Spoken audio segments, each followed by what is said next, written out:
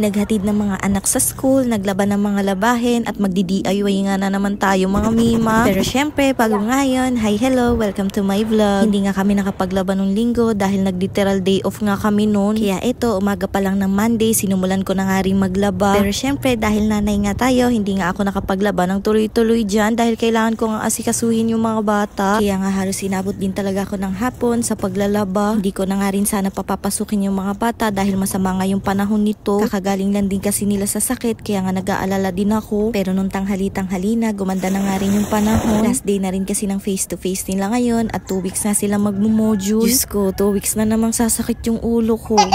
May darating kasing mga manlalaro dito sa Antipolo na galing nga Laguna at doon nga sila magi-stay sa school, kaya nga walang face-to-face yung mga bata. Kaya talagang magkakasubukan nga na naman ng pasensya nito sa pagtuturo. Pati nga rin pala itong mga bedsheet at mga kumot namin, nilaba ko na nga rin dahil iba na ang amoy. Pinag-iisipan ko nga kung lalabahin ko ba to lahat dahil baka nga kulangin ako sa hanger. Pero para nga wala nang matirang labahin, inilaba ko na nga rin lahat. Ganon din naman, pagod ka na rin naman.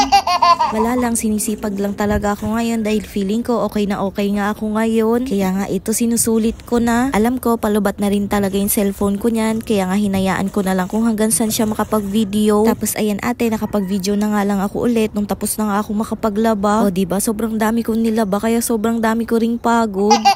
Pati dito sa mga dingding may mga sampay na rin ako. Mapapa-sightseeing ka na lang talaga sa pagod.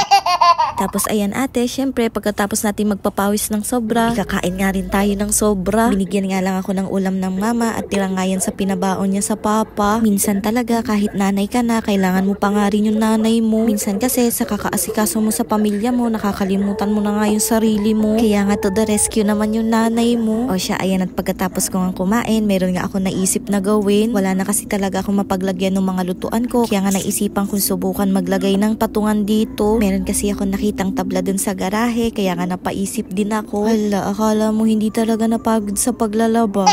Nagpalit nga lang pala ako ng damit niyan dahil parang naligo na nga ako kanina sa mga tulo ng sinampay ko. Medyo pangit na nga itong mga dulo ng tabla, kaya nga bala ko na ring tanggalin. Nilinyahan ko nga lang din yung bawat gilid para nga pantay yung pagkakaputol ko. At dahil wala naman akong kahit anong gamit dito sa pagkukumpune, nanghiram nga muna ako ng lagare. Kaya ayan ate, simulan na nating magputol.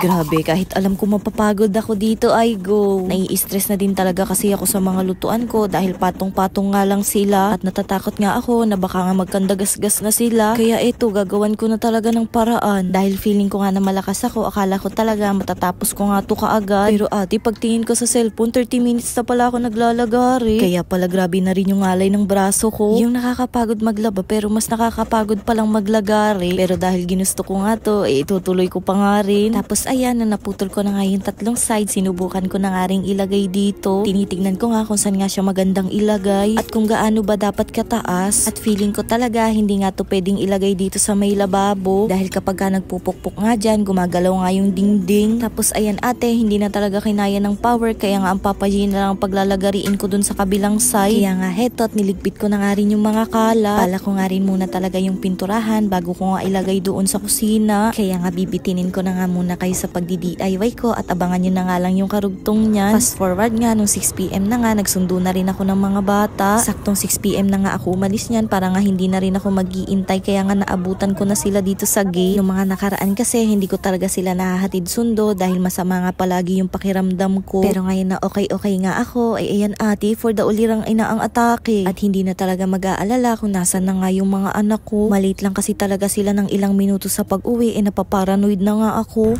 Oops, teka lang. Kapag may nakita kayong ad sa dulo ng video na to, baka naman pwede mag-nyo ng skip. Wala akong 30 seconds yan, mga mi. Salamat!